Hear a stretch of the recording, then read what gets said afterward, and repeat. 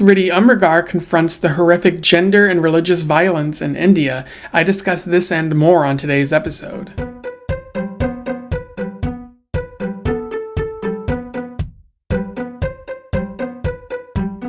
Welcome back to Around the Weird, a booktube channel where I talk about all the unusual and out of the ordinary literature that I have found in my travels.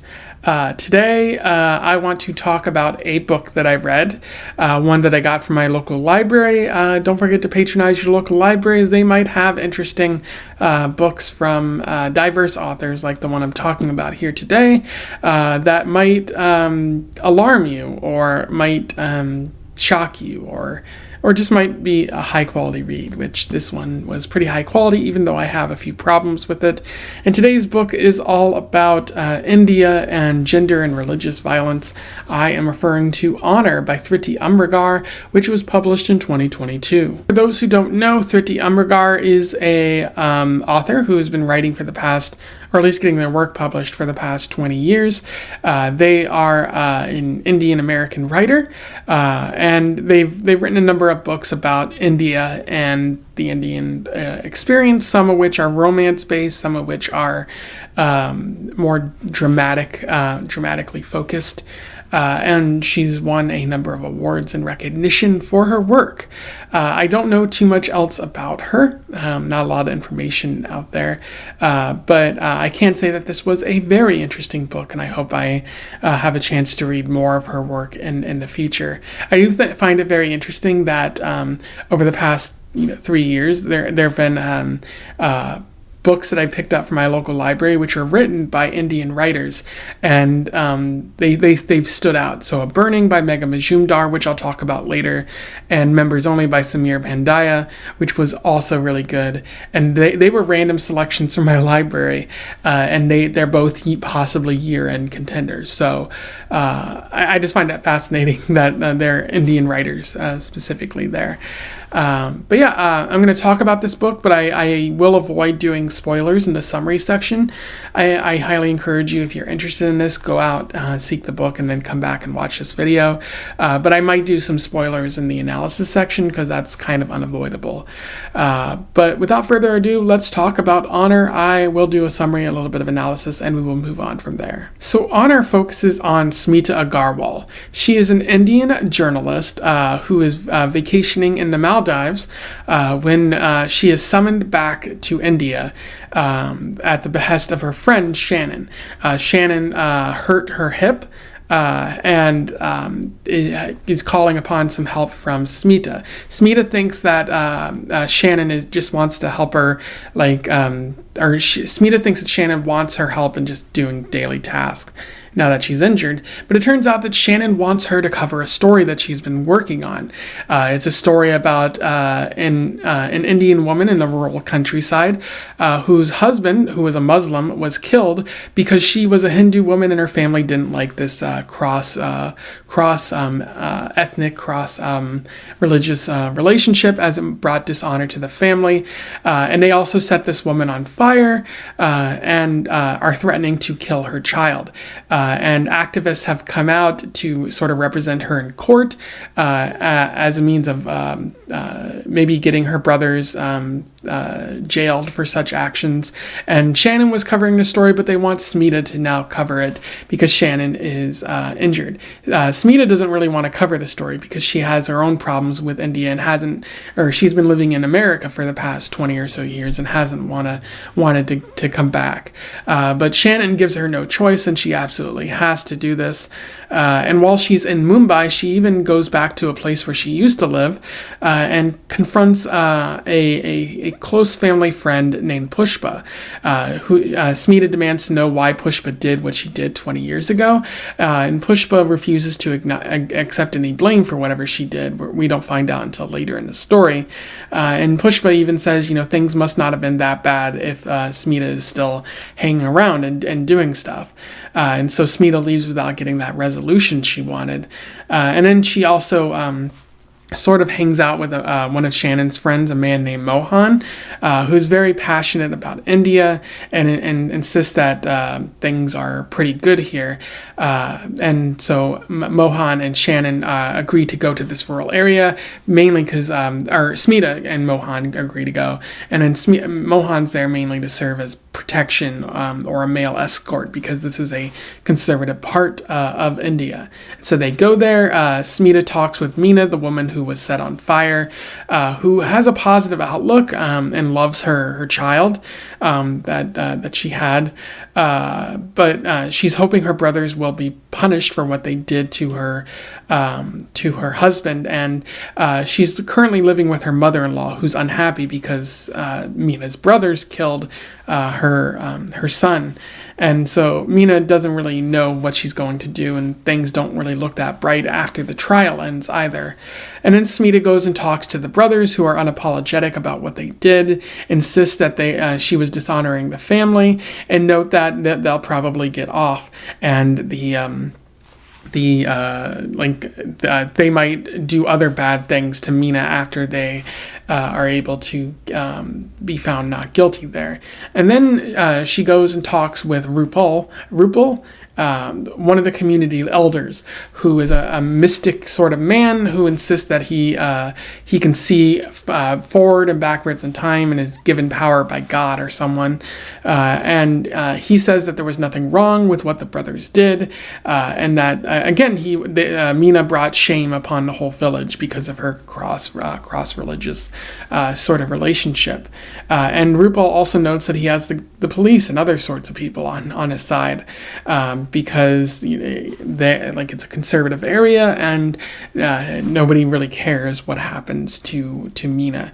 Mohan, for his part, confronts all of these people, which Smita doesn't really like, because he's making her sort of journalistic story harder to tell if he's confronting all these sources and people.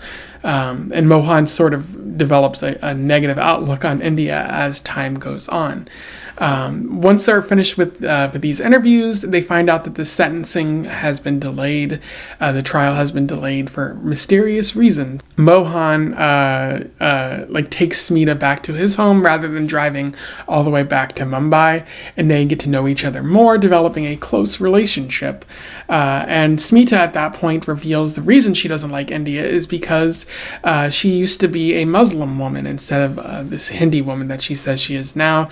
Her name used to be Zinat, and back in the 90s and early 2000s, when there was this great religious violence going on, these riots, her father was writing about this Muslim discrimination that was taking place, and the Hindis came for her father and threatened to kill the entire family, but they said they would spare their lives if this Muslim family converted to Hinduism, which they agreed to do, but that upset the entire family in the process, and they eventually decided to move to America because they couldn't stand to be around their Indian neighbors anymore, who did nothing and watched the entire ordeal happen.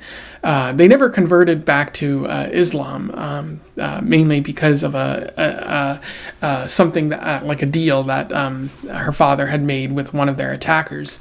But Smita has just determined never to return to India again. And this has sort of been on her mind for quite some time. And Mohan and her become closer as a result of talking about this. And eventually they're told that the sentencing, the trial, is going to continue.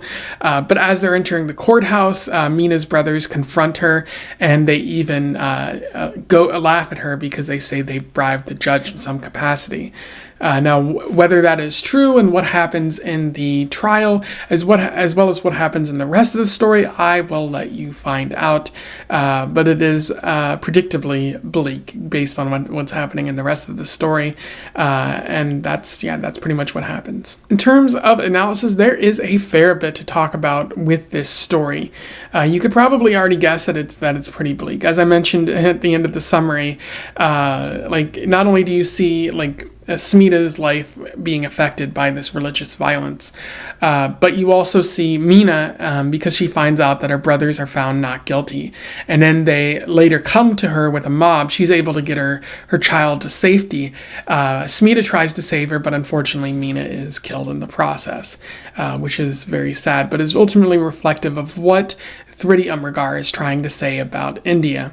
Umrigar writes about a troubled but slowly developing India, that maybe there's some hope for what India will bring down the road, but right now it's not in the best position possible, especially in these rural areas. Allow me to read you an interesting quote from this. "It was not as if she was a stranger to the third world, but India wasn't a country so much as an unstoppable force of nature.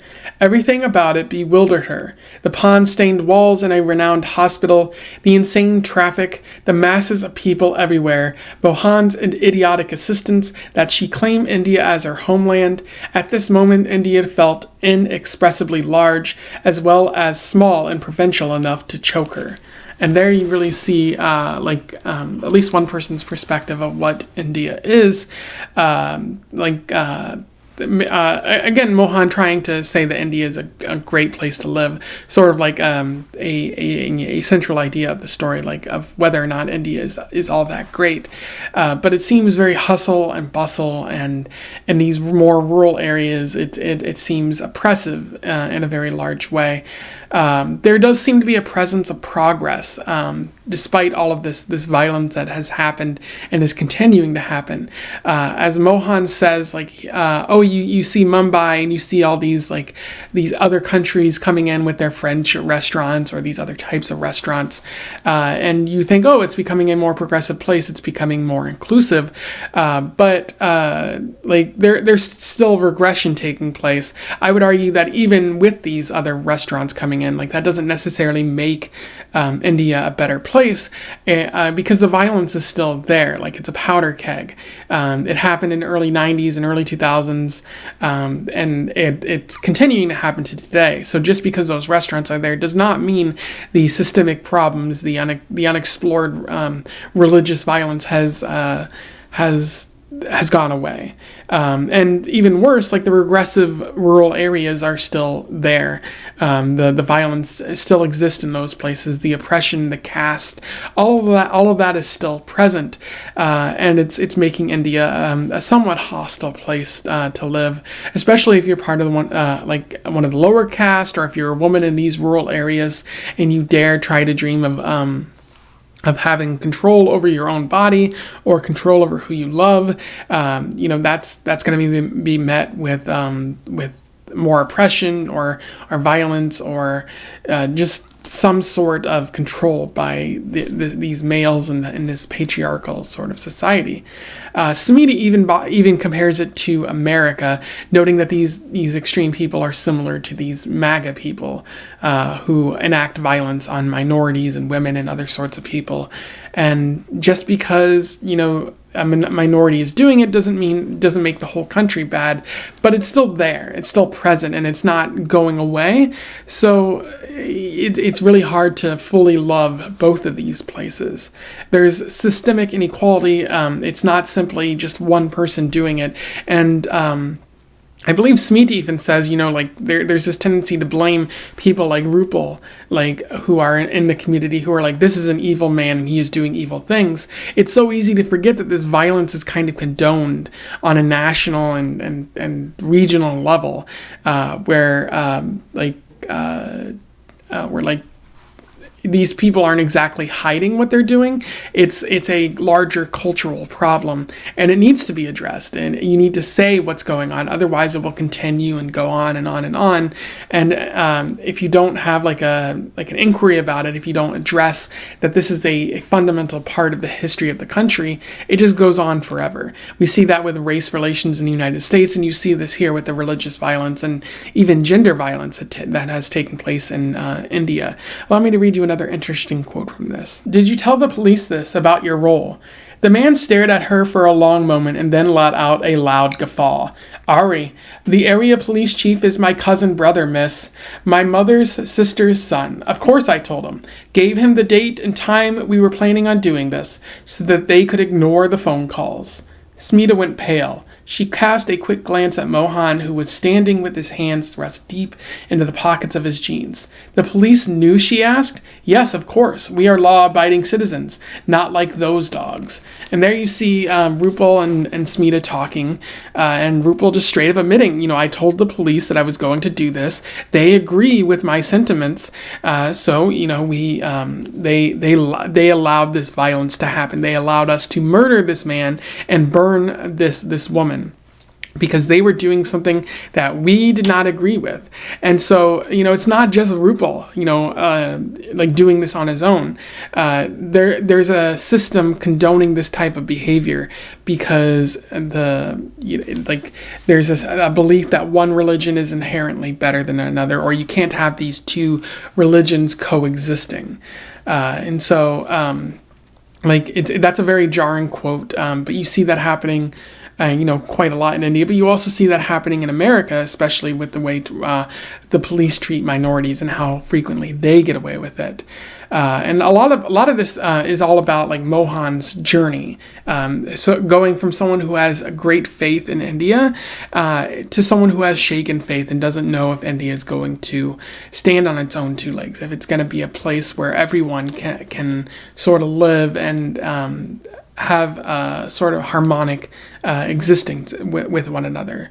That there maybe there's a broken system that just can't seem to be repaired, especially even if people don't necessarily want it to be repaired, because you see Modi, the Prime Minister of India, and how his desire is to create an India for Indians specifically, rather than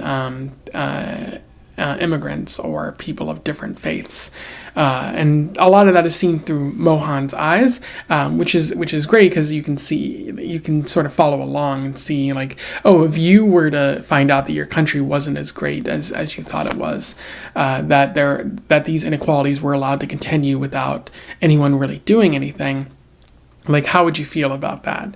And you can kind of get in the mindset, even if you aren't necessarily Indian. Another large part of the story is sort of pessimism, which relates back to the feeling of India or what's going on in the state of the world today. Umrigar seems really hopeless about the state of India and the world, especially as it pertains to gender and gender violence. The past and the present religious violence is a large part of this story. You see that with Smita's telling her story about how her family was forced to convert to Hinduism during the religious violence of the 90s and early 2000s, and how you would think that would mean that this sort of violence isn't allowed to continue in the present day, but unfortunately Mina's story kind of highlights how it's still there, but it's been sort of shifted to the religious sort of countryside, the conservative countryside, and so not only that, but Smita's argument that, this is present in America as well as other places, and there's corrupt leaders and corrupt systems that allow it to thrive. You can see that Umrigar isn't really happy about where this world is. There's bad leaders around the world, and no one seems to be doing much to stop them, or no one has the power to stop them. Mina, even, like you see in one of the chapters about her, she writes that the true color of the world is black. Everything is dark. And she writes that after her husband dies, that the world is a dark place and there isn't really much hope because of the zealot leaders who are causing a lot of pain. And this is especially true for women. It might not be as true for men, but women have to deal with all this gender violence and this control and feeling like they don't really have many opportunities to find justice in the world. Times seem to be bad, especially in America, where there's this desire on the religious right to to control women's body and prevent access to abortion and all of these other sorts of things. And that's kind of influencing a lot of the story there, and Umrigar's maybe perception of the world. And she's right. I'm not arguing that she's wrong here, but it's very much an important aspect of this story. And it fills the story with a lot of darkness and a lot of sadness. However, I would say the ending kind of conflicts with all of this, because they like Smita and Mohan witness Meena dying. They're able to save her child, but they witness her dying at the hands of this lynch mob. And they go back to Mumbai, and they fall in love with one another. And then Smita ultimately decides to stay in India to be with Mohan and the child. Presumably, hopefully they're able to adopt that child. And it really seems like everything's bad, but at least there's love. But that seems to ignore that for people like Meena, who live in this rural countryside, things will not be as happy. It seems like she's Umrigar's trying to smooth over the negative aspect of India to create a happy ending, but that kind of makes these characters look self-centered, and it doesn't, like, maybe they might be able to fight this oppression in the future, but it really seems like they're ignoring all of that just to focus on the good thing that happened to them. Now, I will note that this pessimism can be found in other books too, especially A Burning, which by Megha Majumdar, really good book. I talked about on this channel, and I highly recommend it. And that was definitely negative in that the main character in that story doesn't get true justice. They're accused of terrorism because they criticized the government in the wake of a train bombing, and they're just executed, and that's it. And maybe there's some hope that their oppressors will face karmic justice or something like that, but largely their oppressors are allowed to get off scot-free. And in Members Only, there is some hope, but there's also a worry that the religious violence will continue not only in India, but also make its way to America, because there are people stoking the fire on both sides. And so this story largely continues that, because there doesn't seem to be any justice for Meena, and I don't think Umrigar really questions that. Whereas A Burning kind of hopes for a better ending, Umrigar skips beyond that and entirely focuses on the romantic aspect of the story in the end, which again kind of hurts the story and conflicts with the overall messaging.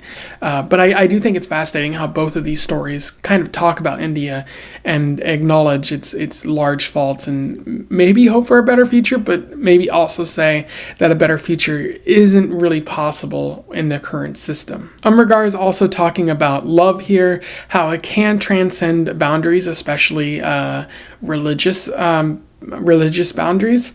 You see that with Meena and her husband who dies. Meena is able to sort of get over her preconceived notions about Muslim men and fall in love with Abdul, I believe is his name. And you could also argue that that's what's happening with Smita and Mohan, because Smita is at her heart a Muslim woman who's falling in love with a Hindi man. Their love would not be accepted in this more conservative rural areas, but it has transcended the boundaries that once existed and maybe still exist in India. And so love can be a great unifier, perhaps. Umrigar is also talking about cowardly mobs. There's a point where Smita's father calls out one of the people of the lynch mob that's coming after them, and is like, we know each other outside of this. I know your employer. We're good friends. Why are you doing this to me? We're members of the same community. And that sort of makes the mob back down for a little bit, but then they come back in full force. So it's really good at highlighting how if you acknowledge that you know these people and that they're killing fellow community members, that can cause them to back down. But also when you acknowledge them with the truth about how their beliefs are flawed, that can make them back down too.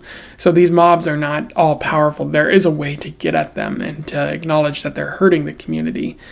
And then I do think the setup of the story is very effective in that Umrigar just has it so that Smita's on vacation. She has to come back from vacation because this woman broke her hip, and now she has to do a story. Now she doesn't want to do that story because of something that happened in her past, and we find out what happened later in her past. Very simple story. It's been done before, but like Umrigar's writing is really is pretty high quality, and like even using this simple sort of setup, which it might not be as simple as I think, but it does seem pretty simple and effective for getting the plot started and moving in a direction that gets you to the place where you want to tell your story, what you want to address in India.